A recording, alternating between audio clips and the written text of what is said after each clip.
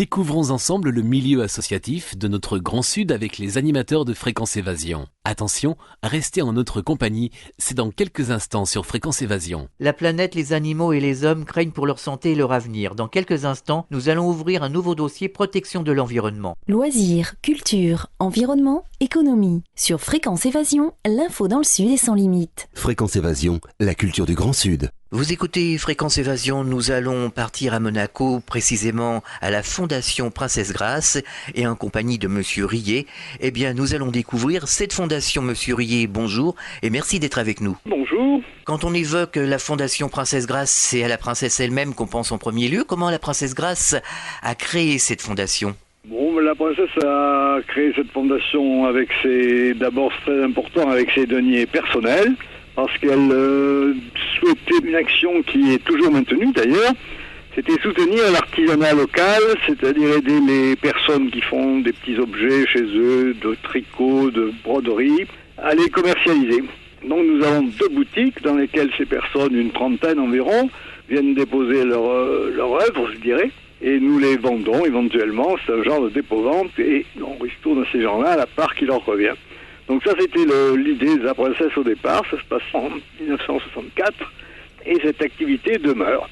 Voilà, alors ensuite, vous savez que la princesse Grace était quelqu'un qui avait vraiment une adoration pour tout ce qui touche à la danse, et une deuxième activité dans un deuxième temps, qui était le soutien à des jeunes étudiants ayant une vocation pour embrasser une carrière artistique. Donc de la danse bien sûr, mais ça peut être aussi le chef d'orchestre, le musicien, le cinéma. Et ça aussi, nous continuons à délivrer des bourses chaque année, une vingtaine à peu près, à des jeunes qui un jour ou l'autre seront donc des professionnels dans l'art, quel qu'il soit.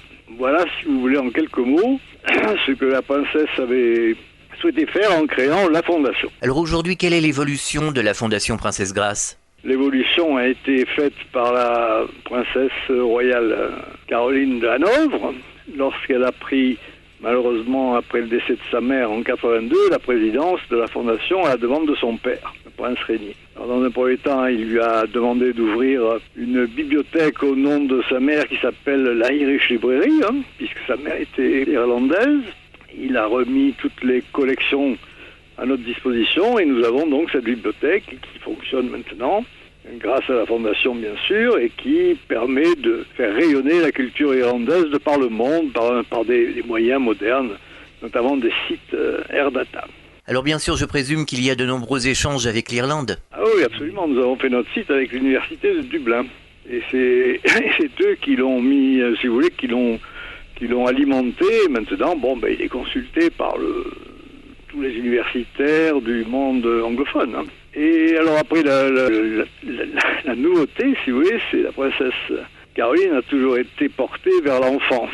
Et elle a souhaité que les enfants qui malheureusement sont atteints d'une maladie, mais pas handicapés, une maladie passagère qui les oblige à aller dans un hôpital pédiatrique pour des soins lourds souvent, mais même pour des soins qui sont longs mais pas définitivement graves, elle a souhaité que l'on soutienne ces enfants en permettant à leur mère d'être à côté d'eux pendant leur séjour hospitalier. Alors bien entendu, c'est quelque chose qui est très répandu. Nous avons 40 hôpitaux en moyenne en France avec lesquels nous travaillons. Et ces enfants ont l'avantage d'avoir leur mère à côté d'eux si jamais dans le pays, la ville plutôt, l'assistance sociale n'arrive pas à trouver de financement pour cette œuvre.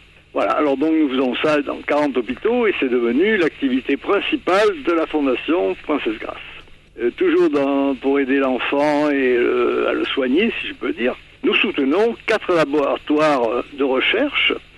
Il y en a 2 à l'hôpital Necker, 1 à l'hôpital de Bray et 1 à Marseille, dont les travaux sont toujours, si vous voulez, avec une finalité vers l'amélioration des thérapeutiques pour les enfants. Alors là aussi, c'est une œuvre importante parce que nous assurons à ces 4 chercheurs qui sont très connus à peu près un tiers de leur budget de fonctionnement et c'est une charge lourde mais qui est, je crois, très appréciée par ces messieurs et dames puisque nous avons parmi les 4 une dame qui est responsable de son laboratoire. Alors quand vous parlez de thérapeutique, ça comprend aussi les maladies orphelines ? Oui, si vous voulez, ils ont quand même chacun sa spécialité. Il y en a un qui œuvre sur tout ce qui touche au cerveau, c'est le professeur Évrard à Debré. Vous avez monsieur Veil à Necker qui est sur tout ce qui est génétique, et madame Serf Bensoussan qui est toujours à Necker, qui elle touche à tout ce qui touche à l'intestin de l'enfant. Donc vous voyez, chacun a sa spécialité. Le Marseillais, monsieur Ferrier, est lui aussi plus porté sur tout ce qui est génétique. Concrètement, aujourd'hui, où en sont les recherches ? Nous sommes là pour les aider financièrement, parce que vous savez qu'en France, la recherche a des manques de moyens, donc, mais nous ne leur imposons rien du tout. C'est-à-dire qu'ils font ce qu'ils veulent, ils nous rendent compte, et on peut dire qu'ils ont quand même des avancées sensibles, parce qu'on fait ça depuis de nombreuses années, mais je ne peux pas vous dire vraiment à quel niveau ils en sont, hein. Ils en sont là où, vous savez, la recherche, c'est quelque chose d'un peu, quand on discute avec ces gens-là, c'est un petit peu de la chance, hein. On peut des fois chercher quelque chose de très précis et trouver autre chose. Donc nous sommes satisfaits des résultats qu'ils obtiennent, quoi. Alors je présume que ça doit se traduire par le recul de certaines maladies et l'avancée de certains traitements médicaux. Voilà, oui, mais enfin, vous savez, tout ce qui touche au cerveau de l'enfant, c'est vaste, hein. Vous avez la mort subite du nourrisson, vous avez toutes ces choses-là qui en font partie, donc c'est très très vaste, et tout ce qui tourne la génétique, n'en parlons pas, hein. C'est encore plus important, mais tout ça, petit à petit, avance, et puis ces gens-là qui consacrent leur vie à ces travaux, ça serait quand même, je crois, quelque chose qui manquerait terriblement, hein. Vous avez aussi réussi et fait en sorte que les parents soient sur les sites hospitaliers. Alors j'aimerais qu'on en parle en quelques mots. Comment vous avez réussi justement à faire en sorte que les parents puissent être justement avec les enfants sur place ? Oui, en fin de compte, c'est un système qui est très simple, hein. Dans tous ces hôpitaux pédiatriques qui sont malheureusement importants, hein, puisque vous avez par exemple Debré, pour ne citer que lui à Paris, qui fait 450 lits, et ils ont ce qu'on appelle une maison des parents. Et cette maison des parents, donc, est destinée à accueillir la mère ou le père, peu importe, pendant l'hospitalisation de l'enfant, et donc permettra aux parents de rester à côté de leur enfant au moment les plus difficiles. Concrètement, quand il y a des parents qui veulent être avec des enfants qui viennent de se faire repérer, comment cela se passe-t-il ? Vous avez deux moments dans si vous voulez, dans la durée de l'hospitalisation. Au tout début, donc la mère plutôt, reste purement et simplement dans la chambre de l'enfant à côté de lui. Et ensuite, pour quand même, c'est difficile, hein, de rester comme ça avec un enfant qui est très très malade. Ensuite, dans un deuxième temps, elle va dans cette maison où elle a une chambre, et donc elle peut s'isoler, mais elle peut être là si les services le lui demandent, parce que l'enfant le réclame. Et puis la troisième étape, c'est l'enfant qui, lui, au lieu de rester en milieu hospitalier, va chez la mère dans cette maison, de façon à sortir un peu du milieu hospitalier. Ça ne crée pas des interférences avec le personnel hospitalier ? Donc, bien entendu, tout ça se fait en accord avec les services soignants, mais la présence de la mère est quelque chose qui contribue beaucoup à la guérison de l'enfant, hein. Et c'est pour ça que la princesse souhaite qu'en aucun cas, une mère ne soit rejetée, si vous voulez, pour des questions financières, parce que c'est ça le problème, c'est pas gratuit, hein. Donc si elle ne trouve pas de prise en charge auprès de sa caisse, de sa mutuelle ou quoi, c'est nous qui intervenons. Elle veut à tout prix qu'en aucun cas un enfant puisse être seul parce que sa mère n'a pas les moyens de payer son séjour, quoi. Alors dans ce cas-là, on peut directement vous contacter ? Non, nous avons mis au point un système dont je suis... je vais pas dire que je suis fier, mais en fait on a fait ça avec la personne, parce que dans chaque hôpital vous avez ce qu'on appelle un cadre qui est assistante sociale et responsable des services. Donc on a fait un accord avec la première fois avec Necker, et donc le cadre examine la demande que lui présente une de ses assistantes sociales pour être sûr que c'est bien fondé, qu'il n'y a pas d'autre solution. Il m'adresse un fax. Et par ce fax, donc, je réponds dans la journée même, hein, puisque un fax, c'est fait pour ça. Et dans la semaine qui suit, la maison des parents reçoit le chèque qui correspond au nombre de jours d'hospitalisation de l'enfant. Voilà, c'est très simple et très apprécié parce que c'est très rapide et très sans intermédiaire, quoi. Est-ce que ce système peut se généraliser sur les autres hôpitaux ? Il ne peut pas généraliser parce que c'est dans une fondation c'est notre cas, hein. Nous n'avons aucune subvention d'État, nous ne vivons que de dons et de lait, donc on ne peut pas avoir de frais fixes. Sinon, l'argent que vous donnent ces gens-là, ça passe dans le paiement de personnel. Donc si vous voulez, la fondation n'a aucun frais fixe, une secrétaire bien sûr, c'est obligatoire, hein. pour être là, pas 24 heures, mais enfin le temps qu'il faut. Et en dehors de ça, donc, on emploie à 100% notre argent pour payer ces choses-là. Ces choses-là, puis tout ce que je vous ai raconté avant sur les boutiques, sur les bourses et tout ça.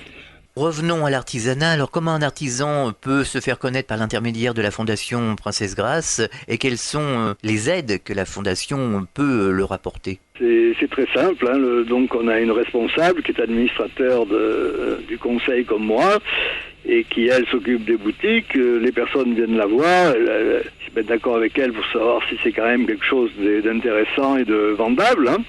Et il dépose chez nous ce qu'il a fait, son travail. Et puis, on fixe avec lui ce que ça peut être le coût qu'on peut demander au public, parce qu'il faut quand même le vendre. Et lorsque c'est vendu, on lui remet 60% de la somme et nous gardons 40% pour nos frais fixes de vendeuse, et des choses comme ça. Alors, ce système est ouvert uniquement aux Monégasques? Pas du tout, c'est ouvert à tous les gens qui sont dans un périmètre pas trop éloigné quand même, mettons une centaine de kilomètres de Monaco. Ça va pas plus loin, il faut pas... Donc ça représente une trentaine d'artisans. Est-ce que ça a permis à des artisans d'être connus? Oui, absolument, surtout ceux qui font un peu de peinture, ça leur permet d'avoir une certaine notoriété, mais enfin c'est quand même des gens qui font ça ce sont plutôt des loisirs si vous voulez. Et puis, ils ont trouvé une petite source de revenus tout à fait imprévue et qu'ils n'auraient pas pu trouver si on n'était pas là. Y a-t-il des manifestations, des fêtes spéciales qui sont organisées par la Fondation Princesse Grace justement pour ces artisans, pour les faire connaître? Non, pas spécialement. Ce qui est organisé chaque année, c'est le bal de la rose. Vous avez dû en entendre parler tous les ans au printemps. Et ce bal, qui est une c'est la deuxième manifestation de bienfaisance de la Principauté après celui de la Croix-Rouge monégasque en août, nous permet de recueillir beaucoup d'argent. Et cet argent, ça sert aussi bien aux artisans qu'aux enfants malades, qu'aux chercheurs et ainsi de suite. Alors justement, pour ceux qui ne connaîtraient pas ce fameux bal, comment se passe un bal de la rose? Le bal de la rose, c'est un grand bal qui est organisé une fois par an, avec non pas avec une vedette qui vient présenter son spectacle, mais avec quelque chose qui est fait exprès, généralement en coopération avec notre établissement. Donc il y a un spectacle tout à fait inédit.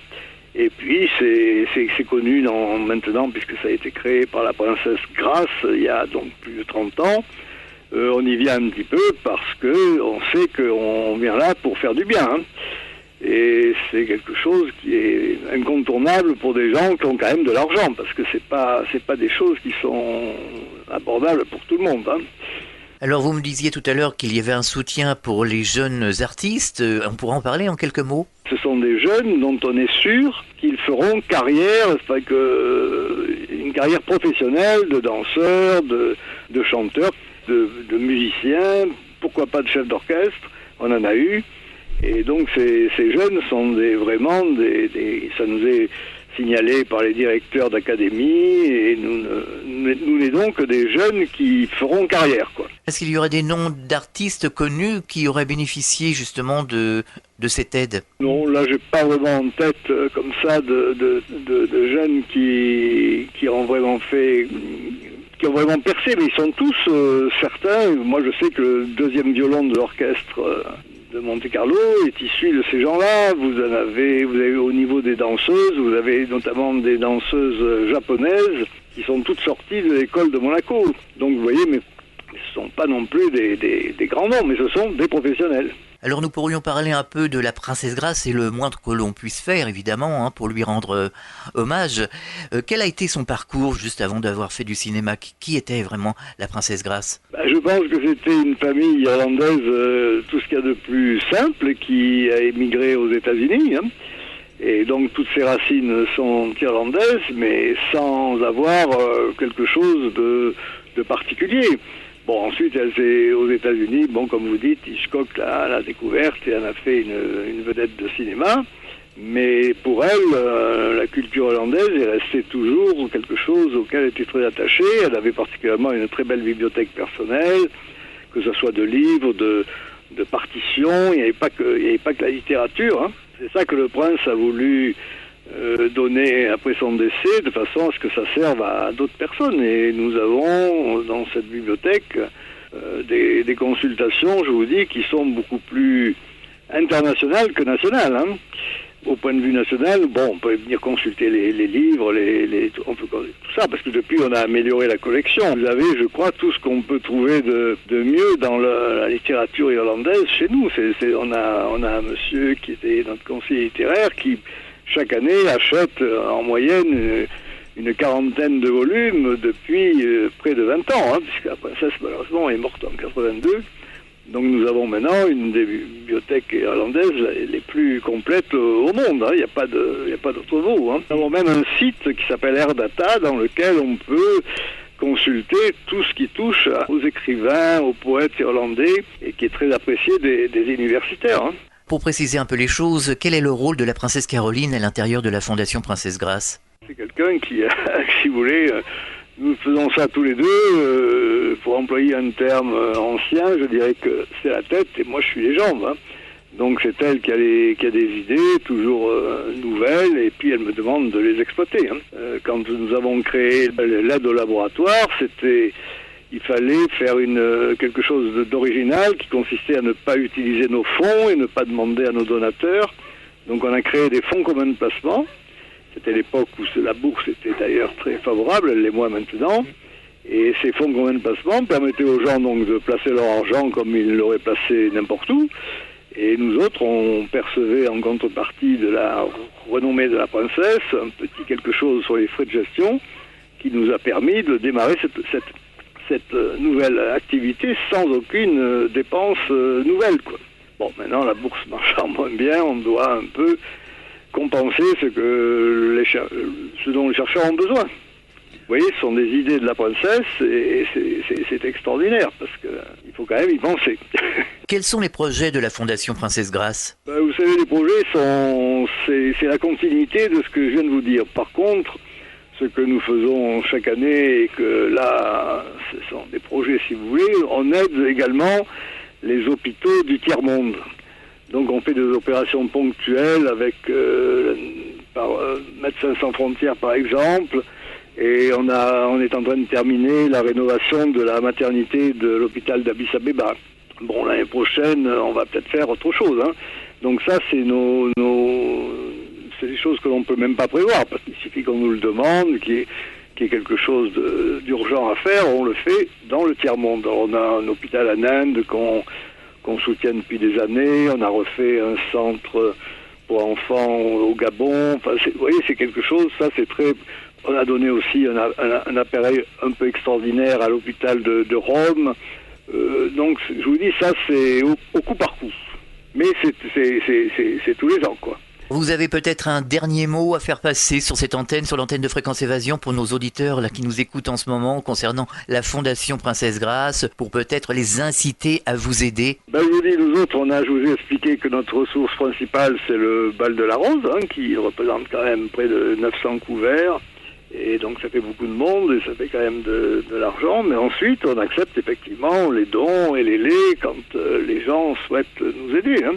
Donc nous sommes ouverts à tout, hein, et je suis à leur disposition si jamais ils veulent faire quelque chose. Hein. Nous pourrions rappeler peut-être la date du bal de la rose. Il est toujours au début mars. Alors cette année, si je me rappelle bien, c'était le 20. L'an prochain, ce sera le 19, puisque généralement c'est décalé d'un jour. Mais c'est toujours si vous voulez, c'est le bal du printemps. Et donc c'est quelque chose qui est très, très, très connu et très couru, quoi. Donc ce bal de la rose se déroule en mars. Alors nous allons redonner les coordonnées de la Fondation Princesse Grace pour que les auditeurs qui nous écoutent en ce moment puissent avoir des renseignements complémentaires sur la Fondation elle-même et peut-être, comme nous le disions il y a quelques instants, vous aider tout simplement. Alors il y a plusieurs moyens. Hein. Vous avez un site internet, hein. Donc on peut nous trouver sur http www.fondation.grace.mc. Ça, c'est le site et on explique un petit peu tout ce que je viens de vous dire.